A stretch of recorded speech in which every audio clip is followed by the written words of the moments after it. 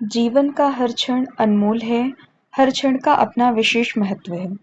परंतु समय के तीव्र प्रवाह में सभी क्षण धूल कण से धुल कर बह जाते हैं।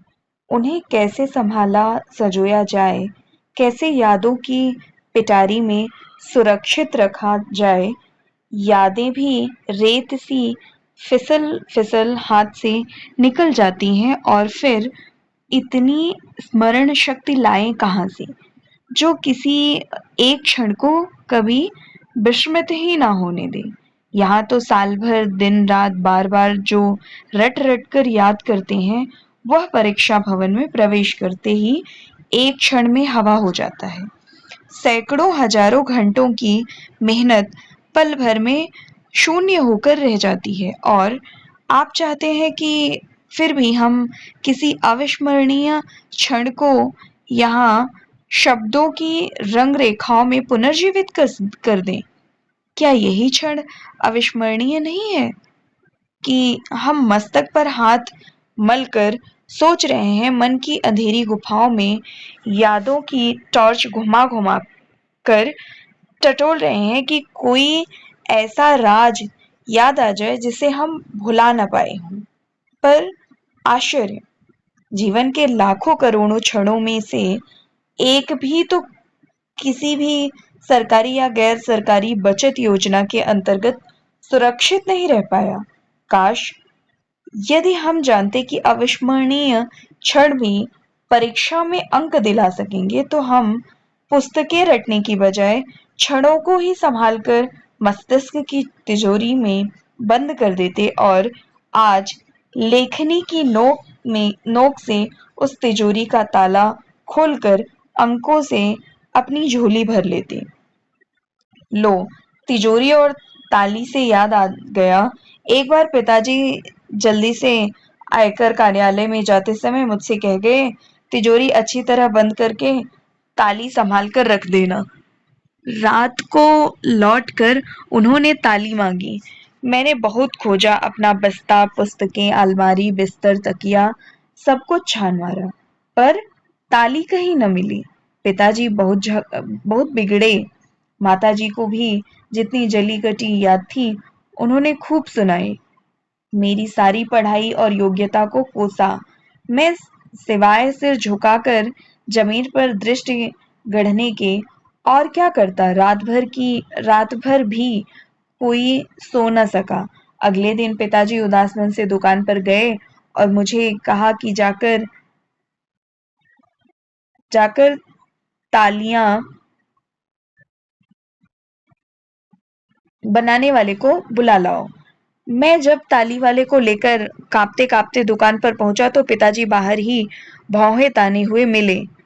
बोले, नालायक कहीं के, ताली तिजोरी में ही लगी भूल गए और हमें रात भर परेशान किया। अब मैं क्या जवाब देता। मेरी भूल का वह क्षण सदा के लिए अविस्मरणीय बन गया।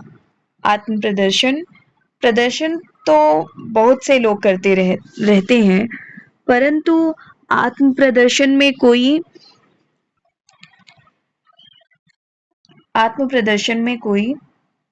कोई विलक्षण व्यक्ति ही निपुण होता है। कोई मंच पर अपने अभिनय का प्रदर्शन करता है, कोई कागज या फलक पर अपनी चित्रकला का, कोई अपनी बनाई हुई वस्तुओं का प्रदर्शन करता है और कोई अपनी बुद्धिमत्ता या मूर्खता का ही प्रदर्शन करता है। परंतु अपना करके स्वयं का प्रदर्शन सबके वश की बात नहीं है। इसके लिए चाहिए अदम्य साहस, असीम उत्साह और साथ ही थोड़ी सी निर्लजता और धृष्टता भी। साहस या उत्साह तो प्रशंसनीय गुण है, पर निर्लजता या धृष्टता को भी यदि कोई गुण मान ले तो क्या कहा जाए। आत्म प्रदर्शन की प्रवृत्ति का मूल आधार है मनुष्य का अहम भाव। मैं ऐसा कर सकता हूँ, वैसा कर सकता हूँ, यह मैं और मेरापन मनुष्य की संकीर्णता और स्वार्थ भावना पर का परिचय देता है। इसलिए सभी संत महात्माओं ने अपने अंदर की मैं को समाप्त करने की प्रेरणा दी है। कबीर का प्रसिद्ध दोहा है, तू करता तो भया, मुझ में रही न हूँ। गुरु नानक ने भी इस हव में को आत्मा और परमात्मा में ही नहीं, मनुष्य और मनुष्य के बीच की दूरी का सबसे बड़ा कारण बताया है। भारतीय नीति शास्त्र में बताए गए मनुष्य के 5 शत्रुओं अर्थात विकारों या दुर्गुणों में अहंकार अर्थात आत्म प्रदर्शन की गणना भी की गई है। काम, क्रोध, लोभ, मोह और अहंकार जगत में मैं ही नहीं और मुझ जैसा या मुझसे अच्छे हो सकते हैं, तब मेरा आत्म प्रदर्शन थोथा ही तो है। थोथा चना बाजे घना, जो गरजते हैं वे बरसते नहीं। अधजल गगरी छलकत जाए और अपने मुंह मियाँ मिट्ठू बनना। ये सब कहावतें भी आत्म प्रदर्शन पर व्यंग्य करती हैं। हम जो भी हैं, जैसे हैं, यह हमारे कर्म और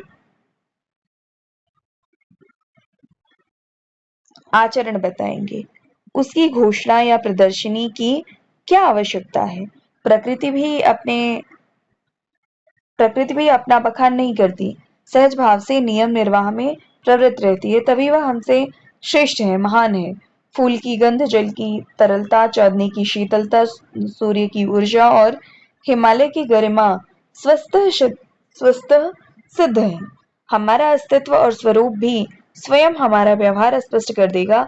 आत्म प्रदर्शन व्यर्थ है। अगला विषय है एक सपना। इसका पल्लवन किया गया है। सपने कौन नहीं देखता? सभी जानते हैं कि सपने कभी सच्चे नहीं होते, इसलिए ज्ञानी जन कहा करते हैं कि सपनों की दुनिया से बाहर आओ, सपनों में मत खोए रहो। फिर भी हम हैं कि सपने देखना ही नहीं छोड़ते। हम ही क्यों, बड़े बड़े नेता और महापुरुष सपना देखते हैं। हम बचपन से गांधी और नेहरू के सपनों के भारत की चर्चा सुनते आ रहे हैं।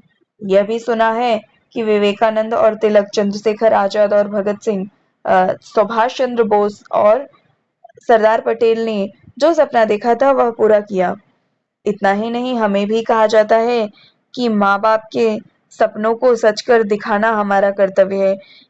तब यदि हम भी सपना देखते हैं तो उसमें आश्चर्य की क्या बात है?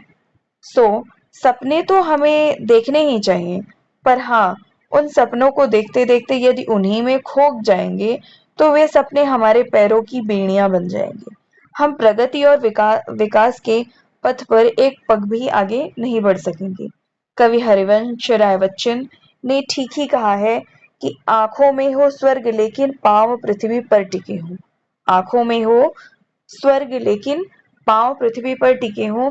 सपने ही तो नया संकल्प जगाते हैं, हमें अपने कर्तव्य का बोध कराते हैं और हमारे हृदय में नव स्फूर्ति का संचार करते हैं। सपना सच न सही, सच की छाया ही सही, पर जैसे छाया में किसी व्यक्ति या वस्तु के आकार का अनुमान हो सकता है, उसी प्रकार सपनों से मानव मन और जीवन की स्थिति का आभास संभव है। अगला विषय है एक सपना।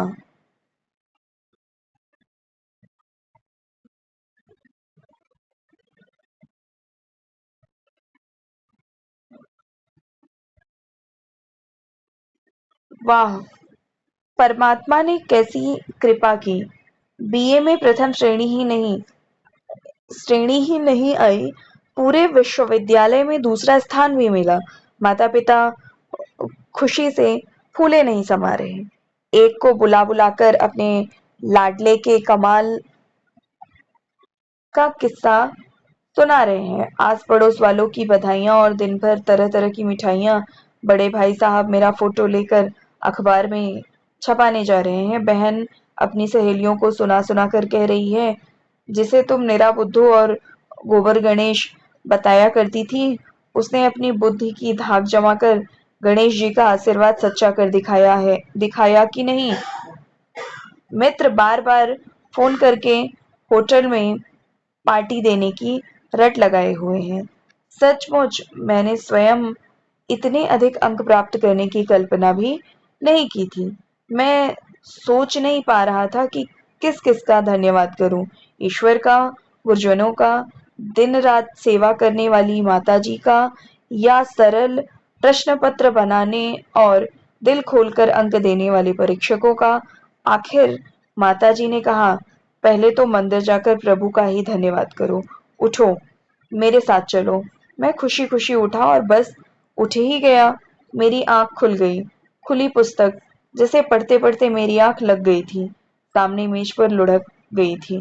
घड़ी देखी, अरे 8 बज गए। 9 बजे तो परीक्षा शुरू हो जाएगी। अंक तो जब मिलेंगे सो मिलेंगे, पहले परीक्षा दे आऊं। यह एक सपना पर पल्लवन था। दूसरा है कंप्यूटर। कंप्यूटर विषय है, उस पर पल्लवन लिखा गया है। पुराणों में वर्णित गणेश जी आज कंप्यूटर के रूप में साकार हो गए हैं। आपको बार बार की गणना में कठिनाई होती है या किसी समस्या के विवरण को आए याद नहीं रख पाते, हर बात को लिखने और बोलने में आप असुविधा महसूस करते हैं। एक बार कोई बात आप बोल अथवा लिख कर भूल जाते हैं, तो भी चिंता मत कीजिए। आपकी सारी कठिनाइयां, सभी समस्याएं और असुविधाएं यह आधुनिक गणेश जी दूर कर देंगे।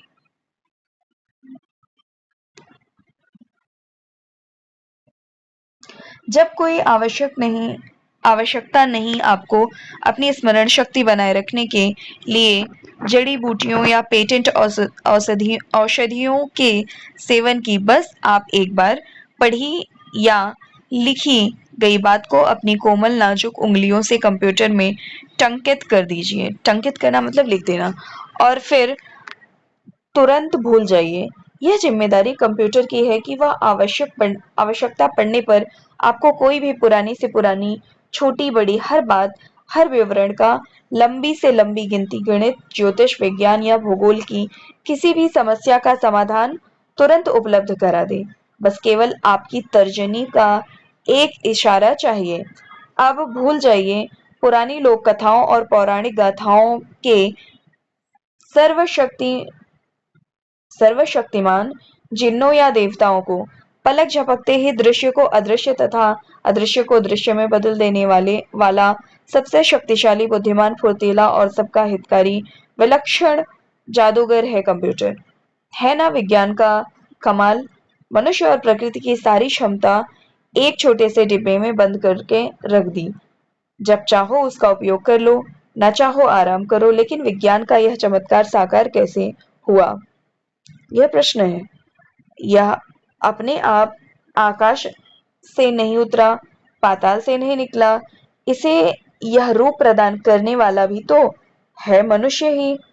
मनुष्य ने ही अपनी प्रतिभा के पारस से कुछ साधारण से पदार्थों को छूकर कंप्यूटर के रूप में स्वर्ण का रूप दे दिया है। धन्य कंप्यूटर नहीं, मनुष्य है जिसने कंप्यूटर को बनाया और सारी मानवता की सेवा में लगाया। अगला पल्लवन का विषय है जिसकी लाठी। इसका पल्लवन इस प्रकार किया गया है। जी हाँ, जिसके पास यह है उसके पास सब कुछ है। यह अर्थात लाठी सदा से लोक जीवन में पूजी जाती रही है। मूर्तियों, देवी देवताओं, महापुरुषों या धर्म ग्रंथों की पूजा तो बताना या दिखावा भर है। वास्तविक पूजा तो होती है लाठी की। लाठी केवल बांस की लंबी सी पतली गोलाई वाली छड़ी भर नहीं, वह ताकत और जादूगर की पिटारी है। मध्यकाल के लोक गायक गिरधर कविराय ने यूं ही नहीं कह दिया है, लाठी लाठी में गुण बहुत है, सदा राखिए संग। लाठी में गुण बहुत है, सदा राखिए संग। गिरधर कविराय ने इतना ही कहा कि आप बूढ़े हो गए हों या लाठी आपका सहारा बनेगी। यदि आप बूढ़े हो गए होंगे तो लाठी आपकी सहारा बनेगी, आपका सहारा बनेगी। थक जाए तो लाठी सहायता देगी। किसी जीव जंतु से भय हो, लाठी दूर कर देगी। नदी नाला पार करना हो, लाठी से पानी की गहराई नापिए। शायद शायद कविवर गिरधर के पास भैंस नहीं होगी, या उन्होंने किसी ने उनकी भैंस नहीं छीनी होगी। इसलिए उनका ध्यान इस कहावत पर न जा सका, जिसकी लाठी उसकी भैंस। और अब न किसी को नदी नाले पैदल पानी में से होकर पार करने पड़ते हैं, ना ही मनुष्यों ने जीव जंतुओं को डराने लायक छोड़ा है। भैंसे तो कहीं कहीं डेयरी फार्मों में बाड़े में बंधी मिलती हैं, लेकिन लाठी की हस्ती और सत्ता की धाक आज भी है। राजतंत्र हो या लोकतंत्र, शिक्षा का क्षेत्र हो या वाणिज्य व्यवसाय का, आप साहित्यकार हो या चाटुकार, लाठी है तो सफलता आपके चरण चूमेगी। लाठी नहीं तो आप घर के किसी कोने में दुबक कर केवल जमाने के बदल जाने की दुहाई देते रहिए, या ऐसा कीजिए आपके पास लाठी ना भी हो तो भी नीचे लिखी पंक्तियों को ऊंचे स्वर से दोहराते रहिए। दुनिया आपकी वाह वाह करेगी। जिसकी लाठी उसके वोट, जिसकी लाठी उसके नोट, लाठी वालों की सरकार, लाठी से करते सब प्यार, लाठी से हो सर्वत्र प्रवेश, लाठी सेवक प्यारा देश, लाठी सदा करावे पास, लाठी सदा पुजावे आस। ये एक लाठी का पल्लवन था। अगला है नौका विहार। नौका विहार का पल्लवन इस प्रकार दिया हुआ है।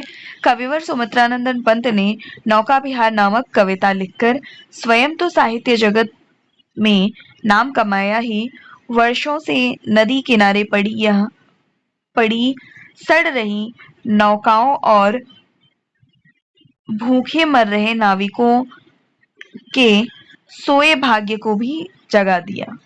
प्राचीन कविताओं में पढ़ा करते थे कि मन चले रईस रईस, मौज आने पर दरिया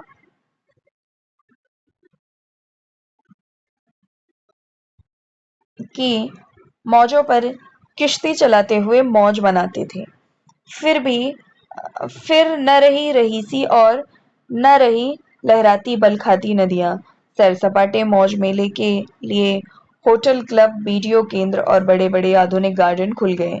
नदियां या तो सूख गईं या उनका सारा पानी लोगों ने अपने घरों या बिजली घरों में समेट लिया। बस केवल कश्मीर में या फिर दक्षिण के कुछ क्षेत्रों में नौकाएं रह गईं, वह भी बिहार के लिए नहीं, व्यापार के लिए। परंतु धन्य है कविवर पंत, जिनका ध्यान नौका विहार की ओर गया। मैंने यह कविता 8वीं में पढ़ी, 10वीं और 12वीं में पढ़ी और अब बीए के कोर्स कोर्स में फिर पढ़ा। विद्यालय में मैं इसके शब्दों के अर्थ खोजने में ही उलझा रहा, पर महाविद्यालय में आकर जाना कि नौका विहार भी कुछ है, यह केवल फिल्मी नायक नायिकाओं का दी शगल नहीं, किसी भी सहृदय और भावुक मनुष्य का सुंदरतम और प्रियतम मनोरंजन बन सकता है। कक्षा में शिक्षक महोदय ने इस कविता की ऐसी व्याख्या की कि हमें लगा हम कक्षा में नहीं बैठे, सचमुच किसी नदी में नौका विहार कर रहे हैं। कक्षा समाप्त होते ही पुकार उठी, चलो नौका विहार करें। साथियों की सूची बनी, चंदा इकट्ठा किया गया, प्राचार्य से अनुमति ली गई, शिक्षक महोदय को भी साथ चलने को मना लिया। नदी बहुत दूर थी और नगर बस सेवा अपनी आदत से मजबूर थी। पहुंचते पहुंचते सांझ ढल गई। नौका विहार का सारा उत्साह हवा हो गया, पर शिक्षक तो सौंदर्य मर्मज्ञ थे। उन्होंने नौका विहार के समय पहले तो जल में झलकते और लहरों पर लहराते सूर्यास्त के और फिर पूर्व से उगते पूनों के चांद के प्रतिबिंबों की ऐसी ऐसी उपमाएं बताई कि हम आत्मविभोर हो गए। नदी की लहरों को उन्होंने सिंदूर की परतों जैसा बताकर नौका को झूमते शीश फूल कल्पित किया। फिर कहा, देखो उधर से चांद भी हम सबके साथ मिलकर नौका विहार करने को ललक रहा है, चलो उसे भी ले आए। सचमुच हम सब कुछ भूल कर कभी चांद को कभी चांदनी को छूने में ही खो गए।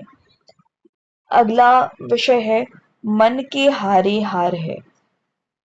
इसका पल्लवन इस प्रकार है। मानव का मन उसके जीवन का सूत्रधार और संचालक है। मन चंगा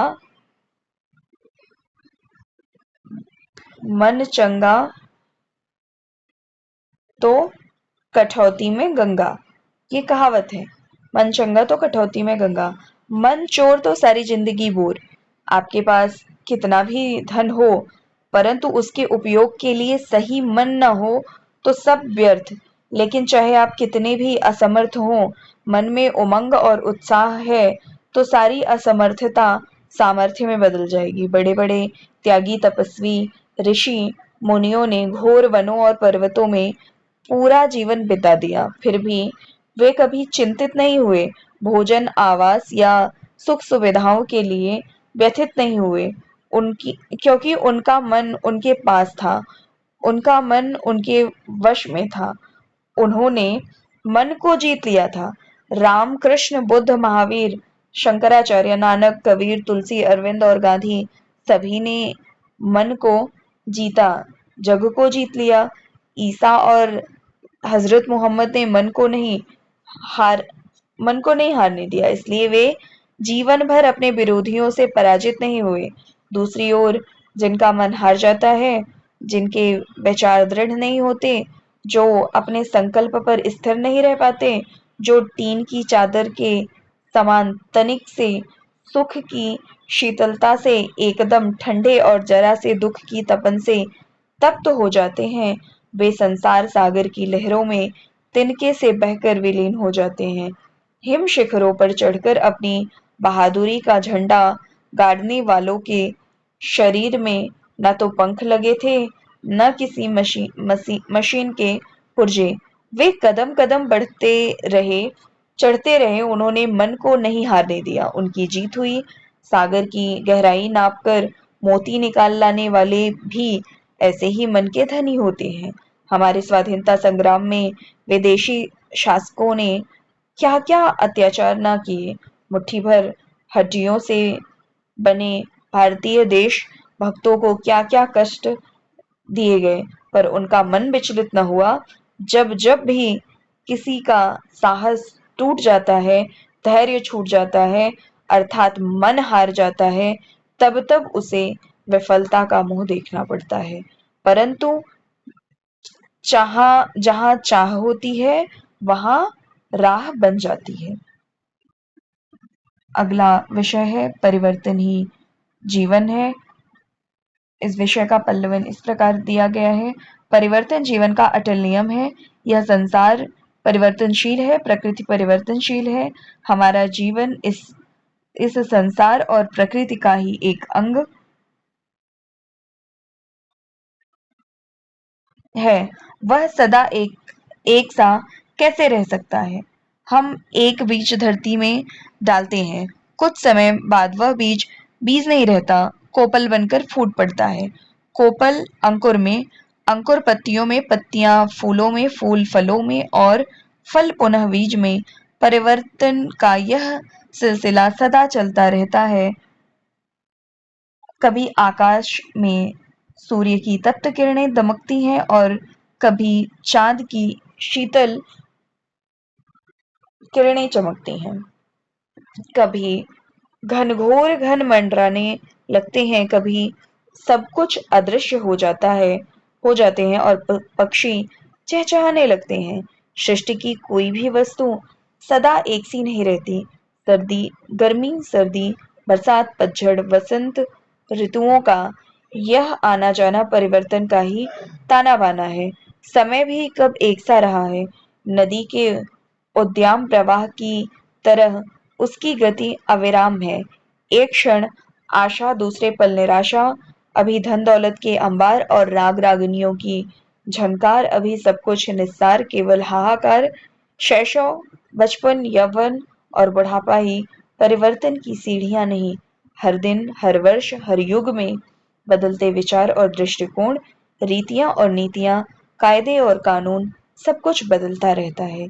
कल जो पाप समझा जाता था, आज जीवन का अभिन्न अंग है। आज जो शुभ समझा जा रहा है, कल उसी को अभिशाप माना जा सकता है। अब तब आखिर सत्य क्या है? जीवन क्या है? वह है बस निरंतर परिवर्तन। परिवर्तन ही विकास का आधार है और प्रगति का सोपान है। परिवर्तन न हो तो जीवन का विकास रुक जाएगा। हम जड़ निष्प्राण होकर रह जाएंगे। नई नई अनुभूतियों, उमंगों और तरंगों की हलचल के बिना गति गति अवरुद्ध हो जाती। यदि जीना है तो चलना है, बदलना है, या परिवर्तन ही जीवन है। अगला विषय है समय अमूल्य धन। हमारे इस जीवन की छोटी सी सागर में विधाता ने समय का अथाह सागर भर दिया है, पर हम उस सागर में डुबकी लगाकर सफलता के मोती खोजने के बजाय उस जीवन गागर को यूं ही छलकाते हुए समय का अमृत लुढ़काते रहते हैं। कमान से छूटा हुआ तीर, तोप से निकला हुआ गोला और जीवन की पिटारी से निकला हुआ समय कभी वापस नहीं आता। तीर वह जो निशाने पर लगे, गोला वह जिसके छूटते ही शत्रु दुम दबाकर भागे, और समय वह जिसका एक एक क्षण सदुपयोग में लगे। खेती सूख गई तो वर्षा होने पर फिर हरी हो जाएगी। बीमारी ने घेर लिया तो अच्छा इलाज होने पर वह दूर चली जाएगी। तिजोरी खाली हो गई तो उद्यम तथा विवेक से पुनः भर जाएगी। लेकिन जीवन की गागर से टपकने वाला समय के हर क्षण का एक एक कण अंत में जब आयु के रेगिस्तान में विलीन हो जाएगा तो फिर लाख सिर पटकने पर भी वापस नहीं आएगा। इसलिए हमारे प्राचीन ऋषि महात्मा विधाता से और कुछ नहीं मांगते थे, केवल यही याचना करते थे कि हम 100 वर्ष तक जिएं। जीवने शरदः शतम्, जान है तो जहान है। और यदि समय का एक एक पल विधाता का वरदान है, इसमें इसे यूं ही व्यर्थ की बातों में, मेल मुलाकातों में या सैर सपाटों में गंवा देना विधाता के वरदान का ही अपमान नहीं, अपने अज्ञान और अविवेक की ही पहचान है। कबीर जैसे फक्कड़ और घुमक्कड़ महात्मा ने भी मनुष्य को यही उपदेश दिया है। काल करे सो आज कर, आज करे सो अब, पल में परलय होएगी बहुर, करोगे कब, करेगो गौ कब। जब एक पल का भरोसा नहीं, तो जो भी पल इस समय हमारा है वही हमारे जीवन का सर्वोत्तम सहारा है। धन का कंजूस निंदनीय होता है, किंतु समय का कंजूस प्रशंसनीय। धन दोनों हाथों से परोपकार में लुटाइए, लेकिन समय को दोनों हाथों से थामकर जीवन के उपयोग में लगाइए। रुपया, पैसा, सोना चांदी ही धन नहीं, समय की पाबंदी सबसे सच्चा और अमूल्य धन है। पल्लवन के लिए कुछ रूपरेखाएं। पल्लवन एक कला है। जिस प्रकार नृत्य, संगीत, गायन, वादन, चित्र, मूर्ति और वस्तु स्थापत्य कला के लिए एक कोमल भावुक हृदय के साथ साधना युक्त परिश्रम और अभ्यास चाहिए, उसी प्रकार पल्लवन की कला में कौशल प्राप्त करने के लिए भी कल्पनाशीलता और भावुकता की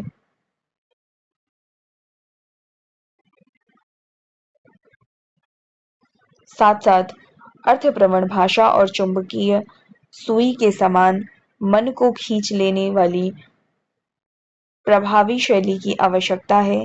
एक ही प्रकार की सामग्री से जैसे अलग-अलग शिल्पी अलग-अलग कलाकृतियां तैयार करते हैं और हर एक का अपना अलग-अलग सौंदर्य तथा आकर्षण होता है, उसी प्रकार एक ही विषय, विचार बिंदु या वस्तु स्थिति का पल्लवन अलग-अलग व्यक्ति अलग-अलग ढंग से अलग प्रकार की भाषा शैली में करेंगे।